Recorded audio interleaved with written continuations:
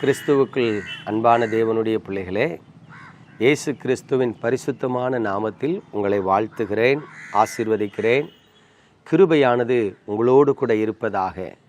இன்றைக்கும் நமது தியானத்திற்கும் ஆசீர்வாதத்திற்கும் ஆதாரமாக நாகும் தீர்க்க தரிசன புஸ்தகம் 2ஆம் அதிகாரம் 2ஆம் வசனத்தை பாருங்கள்.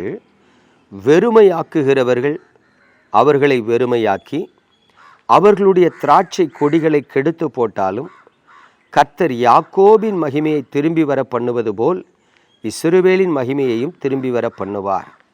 பிரியமானவர்களே, இந்த வேதத்தில் ஒரு அருமையான சத்தியத்தை ஆண்டவர் சொல்லுகிறார். விழுந்து போனவர்களை குறித்து, வஞ்சிக்கப்பட்டவர்களை குறித்து, பின்வாங்கி போனவர்களை குறித்து ஆண்டவர் சொல்லுகிற ஒரு காரியம் என்னன்னா, ஒரு விசுவாசி கர்த்தருடைய நாமத்தின் மேல் விசுவாசம் உள்ளவனாய் இருக்கும் பொழுது ஏதோ ஒரு சந்தர்ப்ப சூழ்நிலையில் அவன் பாவத்தினால் வஞ்சிக்கப்பட்டு அல்லது மனம் தடுமாறி விழுந்து போனவனாய் காணப்பட்டான் என்று சொன்னால், அல்லது வஞ்சிக்கப்பட்டவனாய் இருப்பான் என்று சொன்னால், அவன் வாழ்க்கையில் ஆதிலிருந்த ஆனந்தம், ஆசீர்வாதம், ஒருவேளை தேவனுடைய பாதுகாப்பாகிய அடைக்கலம் இன்றைக்கு அவனை விட்டு விலகி இருக்கும் என்று சொன்னால், அவன் வாழ்க்கை கிறிஸ்துவுக்குள் சந்தோஷமற்றதாக வெறுமையாய் காணப்படும் என்று சொன்னால், தேவன் அவனை முற்றிலும் வெறுத்து புறம்பே தள்ளவில்லை. அல்லேலூயா. நல்லா கவனிக்கணும். எனக்கு தெரிந்த ஒரு ஊழியக்காரர், உத்தமனாய் வாழ்ந்தவர், ஆண்டவருக்கு பயந்து ஜீவித்தவர், ஆத்தும பாரத்தோடு ஜெபிப்பவர், ஒரு கிராமத்தில் ஊழியத்திற்கு சென்ற இடத்துல மனம் பேதலித்து ஒரு பாவத்தில் தடுமாறி விழுந்து விட்டார். அதற்கு பிறகு அவரை எல்லாரும் அற்பமாக நினச்சாங்க, அவரை வெறுத்து ஒதுக்குனாங்க, அவரை ஏற்றுக்கொள்ளவே இல்லை. அவரும் அதுக்கு பிறகு ஊழியத்துக்கு போகலை. அப்படியே தேவ சமூகத்தில் உட்கார்ந்திருந்து ஸ்தோத்திரம் பண்ணி ஜெபம் பண்ணி கொண்டே இருந்தார். தன்னை நினைத்து அழுதார். இப்படி தடுமாறி விட்டேனே என்று சொல்லி புலம்பினார். தேவ சமூகத்தில் காத்திருந்தார். 1 வருடம் 2 வருடம் இல்லை, கிட்டத்தட்ட 3.5 ஆண்டு காலங்கள் தேவ சமூகத்தில் பொறுமையாக காத்திருந்து ஜெபித்து பாருங்க. ஒரு விஷயம், அவர் தன்னுடைய வீட்டிலே ஜெபித்து கொண்டு இருக்கிறார்.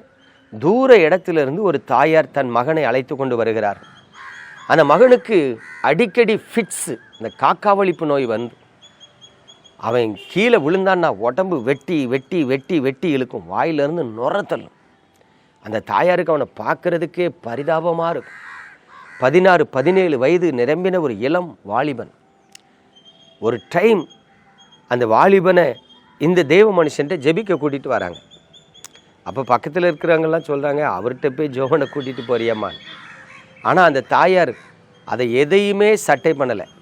இந்த தேவ மனுஷன்ட்ட வந்து ஜெபிக்க சொல்லும் பொழுது அவர் எழுந்து வந்து அந்த மகன் மேலே கை வைத்து, கர்த்தருடைய நாமத்தில் ஒன்று ஆசீர்வதிக்கிறேன்னார். பொத்துன்னு ஒரு 5 அடி தூரம் தூக்கி வீசி போய் விழுந்தான். விழுந்து எலும்புனவன் அவன் சரீரத்தில் ஒரு தெய்வீக மாற்றம். அவனை பார்க்கும்போது ஒரு அழகான ரூபம் வந்து விட்டது. அவனை பார்க்கும் பொழுது நோயாளிங்கிற அந்த அடையாளம் மாறிவிட்டது. அது வரைக்கும் அவன் முகத்தில் காணப்பட்ட இருள் விலகிற்று. பாருங்க, ஒரு சிறு வார்த்தை அவர் கையை வச்சாரு, அப்படி ஒரு அற்புத அடையாளம். அது காட்டுத்தீ போல பரவிற்று. அதுக்கு பிறகு பார்த்தீங்கன்னா, அந்த பட்டணங்களில் தூர இடத்துல இருக்கிறவங்க அநேகர் வந்து அவர்கிட்ட ஜெபிக்க வரும் பொழுது இவர் ஜெபித்தவங்களுக்கெல்லாம் கர்த்தர் சுகத்தை கொடுத்தார். அதுக்கு பிறகு மறுபடியும் ஜனங்கள் அவர் தேவனுடைய மனுஷனாக ஏற்றுக்கொண்டார்கள். எதற்காக சொல்லுகிறேன், இன்றைக்கு உங்கள் வாழ்க்கையில் ஏதோ ஒரு காலத்தில் நீங்கள் விழுந்து போனவர்களாக இருக்கலாம், பாவத்தில் விழுந்து போனவங்களாக இருக்கலாம், வஞ்சிக்கப்பட்டவங்களாக இருக்கலாம், கிருபை இழந்து போனவங்களாக இருக்கலாம். இன்றைக்கி நீங்கள் எவ்வளவு பிரயாசப்பட்டாலும் உங்களால் மறுபடி பரிசுத்தத்துக்குள்ளே வர முடியாமல் இருக்கலாம், உண்மையாக இருக்க முடியாமல் இருக்கலாம், உங்கள் மனசாட்சி உங்களை குற்றப்படுத்தி கொண்டு இருக்கலாம். ஒருவேளை நீங்கள் வெள்ளையடிக்கப்பட்ட கல்லறை போல் நிறைய இடங்களில் பாட்டு பாடலாம், ஆராதனை பண்ணலாம், செய்தி கொடுக்கலாம். ஆனால் இருதயத்தில் உங்கள் வாழ்க்கை வெறுமையாகவும் அபிஷேகம் இல்லாமலும் அன்பு இல்லாமலும் ஒரு அடிமைத்தனத்தின் நுகம் உங்களுக்குள்ள காணப்பட்டு உங்களை துக்கப்படுத்தி கொண்டு இருக்கலாம். பட் இன்னைக்கு கர்த்தர் சொல்றார், நான் யாக்கோபின் மகிமையை திரும்பி வர பண்ணினது போல இஸ்ரவேலின் மகிமையை திரும்பி வர பண்ணுவேன். நீ இழந்து போன மகிமையை நான் உனக்கு திரும்பி வர பண்ணுவேன் என்று சொல்லுகிறார். அல்லேலூயா. கர்த்தர் சொன்னால் அது கண்டிப்பாக நடக்குங்க.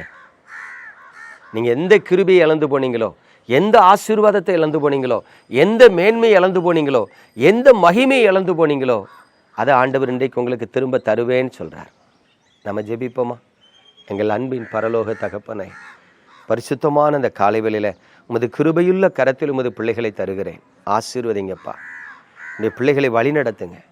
உடைய பிள்ளைகளை கரம் பிடித்து காத்து கொள்ளுங்க. நன்மையாலும் இரக்கத்தாலும் முடிசூட்டுங்க. உடைய பிள்ளைகள் வாழ்க்கையில் காணப்பட்ட அடிமைத்தனத்தின் நுகங்களை உடைத்து போடுங்க. ஆண்டவரே, உமது பிள்ளைகளுக்கு வேண்டிய பரலோகத்தின் நன்மையை கொடுத்து நீர் அவர்களை பாதுகாத்து ஆசீர்வதிங்க. இயேசு கிறிஸ்துவின் நாமத்தில் ஜெபிக்கிறேன், ஆசீர்வதிக்கிறேன். ஜெபம் கேளும் எங்கள் ஜீவனுள்ள பரம தகப்பனே.